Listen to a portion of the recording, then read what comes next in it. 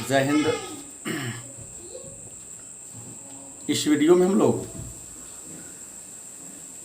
2021 में Bihar board intermediate परीक्षा में मनोविज्ञान के परीक्षा में पूछे जाने वाले कुछ महत्वपूर्ण लघु उत्तरीय प्रश्नों पर चर्चा करेंगे। क्रमिक रूप से हम लोग सभी विषय पर चर्चा करेंगे। आप वीडियो का टाइटल देखकर अपने अपने विषय के अनुसार पढ़ाई को जारी रखेंगे। तो आइए शुरू करते हैं। 2021 बिहार बोर्ड इंटरमीडिएट परीक्षा में पूछे जाने वाले साइकोलॉजी के कुछ महत्वपूर्ण प्रश्न। पहला प्रश्न है, सामूहिक अचेतन क्या है? ध्यान देंगे, प्रश्न है सामूहिक अचेतन क्या है। तो आप लिखेंगे सामूहिक अचेतन प्रसिद्ध मनोवैज्ञानिक कार्ल युंग के द्वारा प्रतिपादित किया गया एक विचार है। सामूहिक अचेतन प्रसिद्ध मनोवैज्ञानिक, महान मनोवैज्ञानिक कार्ल युंग के द्वारा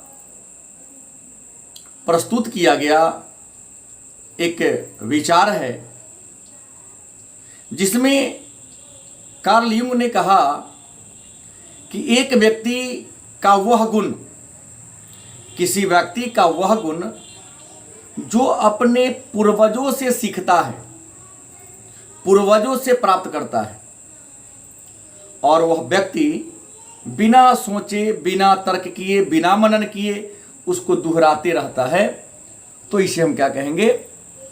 सामूहिक अचेतन कहेंगे। एक बार और सुन लेंगे, सामूहिक अचेतन क्या है?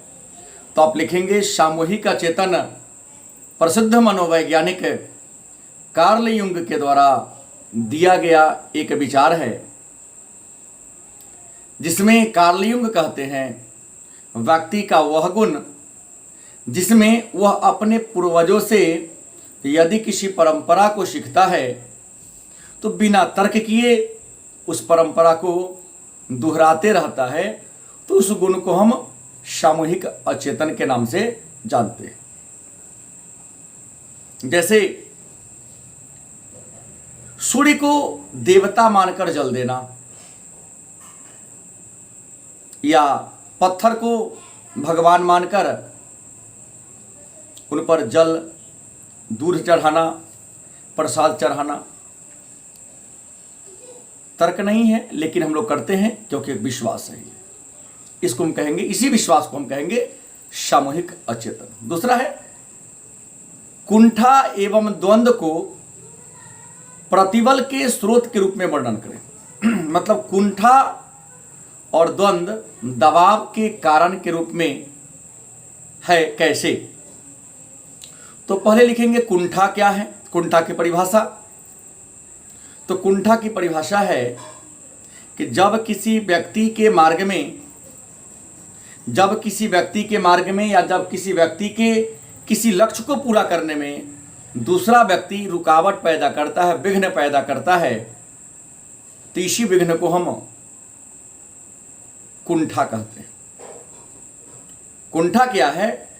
तो वैसी स्थिति जिसमें कोई व्यक्ति आपके लक्ष्य को पूरा करने में, किसी काम को पूरा करने में बाधा उत्पन्न कर रहा हो, जिस कारण आप अपने लक्ष्य को पूरा नहीं कर पा रहे हो, तो इसको हम क्या कहेंगे? कुंठा कहेंगे।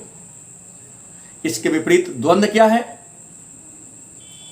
तो द्वंद्व एक वैसी मनोदशा है, एक वैसी स्थिति है जिससे कि आपके मन में हमेशा दूसरे व्यक्ति के प्रति अविश्वास पैदा होता है कि अमुक व्यक्ति मेरा काम ठीक से कर पाएगा या नहीं कर पाएगा। किसी को आप कोई काम करने को देते हैं और विश्वास नहीं कर पाते हैं कि वह काम ठीक से कर पाएगा या नहीं कर पाएगा, तो इसको हम कहते हैं द्वंद्व। और द्वंद्व और कुंठा दोनों ही आपके तनाव का, दबाव का, स्ट्रेस का एक मूल कारण है। अगला प्रश्न है, तनाव स्वास्थ्य को किस तरीके से प्रभावित करती है? इसी प्रश्न को चेंज कर देगा, दबाव हमारे स्वास्थ्य को किस तरीके से प्रभावित करती है, तनाव हमारे स्वास्थ्य को किस तरीके से प्रभावित करती है, या स्ट्रेस। तो हम चर्चा किए हैं क्लास में आज ही कि तनाव, दबाव, स्ट्रेस, प्रतिबल एक ही बात है, कोई अंतर नहीं है। प्रश्न है तनाव या दबाव या स्ट्रेस हमारे स्वास्थ्य को किस तरीके से प्रभावित करती है? तो आप लिखेंगे दबाव, तनाव या स्ट्रेस हमारे स्वास्थ्य को निम्नलिखित तरीके से प्रभावित करती है। नंबर 1, तनाव की स्थिति में निद्रा में कमी आ जाती है, व्यक्ति चिड़चिड़ा हो जाता है। दूसरा,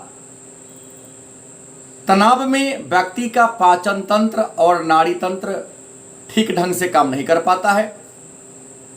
तीसरा, ज्यादा दबाव होने पर व्यक्ति मादक द्रव्य का मतलब शराब का सेवन करने लगता है। चौथा, व्यक्ति दबाव के कारण सही निर्णय नहीं ले पाते हैं। और पांचवा पॉइंट लिख देंगे आप लोग कि दबाव या तनाव के कारण व्यापार में घाटा होने लगते हैं और व्यक्ति कई प्रकार के बीमारी का, रोग का शिकार हो जाते हैं। अगला प्रश्न है लोगो चिकित्सा की विशेषता क्या है? लोगो चिकित्सा की विशेषता क्या है? तो अब सबसे पहले लोगो चिकित्सा की एक पद्धति है। लोगो चिकित्सा की एक पद्धति है, एक विधि है, मानसिक बीमारी को ठीक करने की एक विधि है। इस विधि का खोज विक्टर फ्रैंकल ने किया था। लोगो चिकित्सा मानसिक रोगियों के उपचार करने की एक विधि है। इसकी खोज विक्टर फ्रैंकल ने किया था। इस विधि की सबसे मुख्य विशेषता यह है कि रोगी के मन में जो अर्थहीन भाव उत्पन्न हो जाता है, रोगी के मन में जो अर्थहीन भाव उत्पन्न हो जाता है, उस अर्थहीन भाव को निकालकर अर्थपूर्ण बात को भर दिया जाता है। मतलब लोगो चिकित्सा में व्यक्ति के मन में जो चिंता उत्पन्न हो जाती है, जो आशंका उत्पन्न हो जाती है, उस चिंता और आशंका को उसके मन से क्या कर दिया जाता है? हटा दिया जाता है। तो इसी चिकित्सा की विधि को हम लोगो चिकित्सा के नाम से जानते हैं और लोगो चिकित्सा के जनक विक्टर फ्रैंकल है। अगला प्रश्न है आदि रूप तथा रूढ़ीकृति में क्या अंतर है? प्रश्न है आदि रूप और रूढ़ीकृति में क्या अंतर है? तो आप लिखेंगे आदि रूप जिसे हम पूर्वाग्रह भी कहते हैं। आदि रूप जिसे हम पूर्वाग्रह भी कहते हैं, यह नकारात्मक विचार से जुड़ा एक मानसिक प्रक्रिया है। आदि रूप जिसे पूर्वाग्रह मतलब पहले से आपके मन में बैठा हुआ विचार, आदि रूप जिसे हम पूर्वाग्रह भी कहते हैं, यह नकारात्मक विचार से जुड़ा एक संज्ञानात्मक मानसिक प्रक्रिया है। इसके विपरीत रूढ़ीकृति या रूढ़ धारणा, रूढ़ीकृति या रूढ़ धारणा यह भी एक संज्ञानात्मक मानसिक प्रक्रिया है, लेकिन यह नकारात्मक और सकारात्मक दोनों विचारधारा से जुड़ा हुआ है। अगला है अनुरूपता और अनुपालन में क्या अंतर है? प्रश्न है अनुरूपता और अनुपालन में क्या अंतर है? तो आप लिखेंगे कि जब कोई व्यक्ति अपने व्यवहार को दूसरे व्यक्ति के व्यवहार के जैसा करने का प्रयास करता है, जब कोई व्यक्ति अपने व्यवहार को दूसरे व्यक्ति के व्यवहार के जैसा करने का प्रयास करता है, तो इसे हम कहेंगे अनुरूपता। जैसे एक बच्चा अपने बड़े भाई, बड़े बहन या अपने माता पिता को जैसा करते हुए देखता है, वह उसी प्रकार के काम करने का प्रयास करता है, तो इसे कहेंगे अनुरूपता। मतलब कोई व्यक्ति अपने व्यवहार को दूसरे व्यक्ति के व्यवहार के जैसा ढालने का या करने का प्रयास करता है तो क्या कहेंगे? अनुरूपता। इसके विपरीत अनुपालन की बात करते हैं तो जब कोई व्यक्ति अपने से बड़ों के आदेश को, आज्ञा को मानकर उसी के अनुकूल काम कर लेता है। जैसे एक पुत्र अपने पिता के बातों को, आदेशों को अक्षरशः पालन करता है, अक्षरशः मानता है, तो उसे हम अनुपालन के नाम से, मतलब अपने व्यवहार को किसी के व्यवहार जैसा ढाल लेना अनुपालन, और अपने से बड़े के आदेश को, आज्ञा को पालन करना अनुपालन कहलाता है। अगला प्रश्न है अंतरावैयक्तिक संचार। अंतरावैयक्तिक संचार और अंतरवैयक्तिक संचार में क्या अंतर है? अंतरावैयक्तिक संचार और अंतरवैयक्तिक संचार में क्या अंतर है?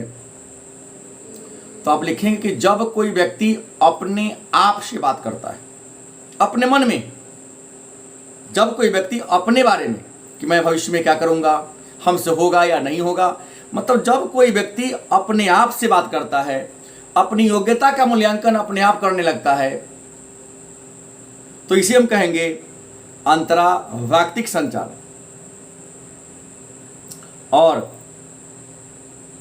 जब दो व्यक्ति, अलग अलग दो व्यक्ति अपने विचारों का आदान प्रदान करने लगे तो उसे हम कहेंगे अंतरवैयक्तिक संचार।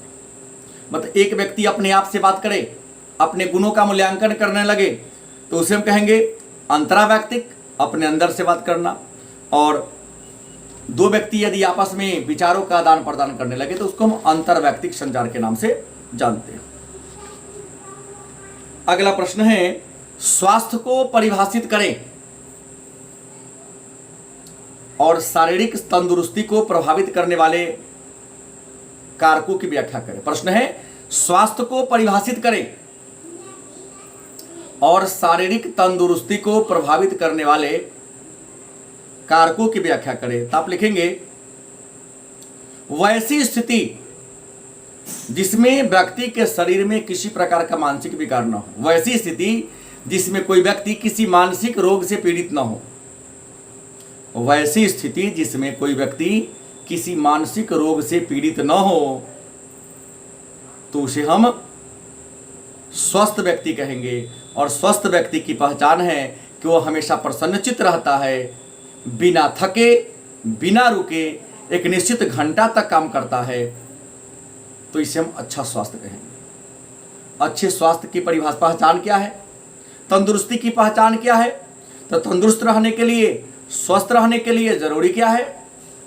तो नियमित व्यायाम करें, स्वच्छ भोजन करें, अच्छा नींद लें, शांत वातावरण में रहें, परिवार में शांति का माहौल पैदा करें और परिवार के सदस्यों के बीच मधुर संबंध की स्थापना हो, तो आप अच्छे स्वास्थ्य की कल्पना कर सकते हैं। अगला प्रश्न है प्राकृतिक पर्यावरण और निर्मित पर्यावरण में क्या अंतर है? प्रश्न है प्राकृतिक पर्यावरण और निर्मित पर्यावरण में क्या अंतर है? तो कहता है कि वह पर्यावरण, मतलब वह वातावरण जिसके निर्माण में मानव का कोई योगदान नहीं होता है। वह पर्यावरण जिसके निर्माण में मानव का कोई योगदान नहीं होता है तो उसे हम प्राकृतिक पर्यावरण कहते हैं। इसके विपरीत जिस पर्यावरण का निर्माण मानव के द्वारा किया गया हो उसको हम निर्मित पर्यावरण कहते हैं। मतलब जिस पर्यावरण के निर्माण में, बनाने में मानव का कोई योगदान नहीं होता है उसको हम प्राकृतिक पर्यावरण कहेंगे। इसके विपरीत जिस वातावरण को मानव के द्वारा बनाया गया हो उसको हम निर्मित पर्यावरण के नाम से जानते हैं। अगला प्रश्न है तादात्म्य से आप क्या समझते हैं? प्रश्न है तादात्म्य से आप क्या समझते हैं? इस प्रश्न को थोड़ा चेंज भी करेगा कि आत्मीकरण क्या है, तादात्म्य क्या है या आत्मीकरण क्या है। तो कहता है, उत्तर आप लिखेंगे कि तादात्म्य या आत्मीकरण एक सामाजिक प्रभाव है। तादात्म्य या आत्मीकरण एक सामाजिक प्रभाव है जिसका प्रतिपादक केलमैन है। तारतम्य या आत्मीकरण एक सामाजिक प्रभाव है जिसके प्रतिपादक केलमैन है।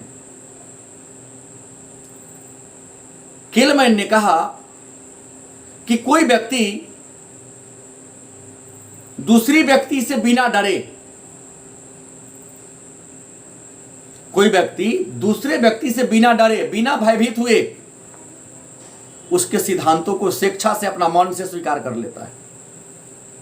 तो ऐसी स्थिति को ही हम तारतम्य कहते हैं। जैसे उदाहरण छोटा सा है कि आप अपने पिता के या अपने पिता से डरते नहीं हैं, लेकिन जैसा वह सिद्धांत, जैसा वह विचार आप पर थोपना चाहते हैं, वैसा विचार बिना डरे, बिना भय हुए आप स्वयं करने लगते हैं, तो ये हो गया तादात्म्यकरण। मतलब तादात्म्य या आत्मीकरण क्या है? तो तादात्म्य आत्मीकरण एक सामाजिक प्रभाव है। इसका विचार प्रोफेसर केलमैन ने 1961 में दिया था और इन्होंने इसमें कहा कि कोई व्यक्ति बिना डरे,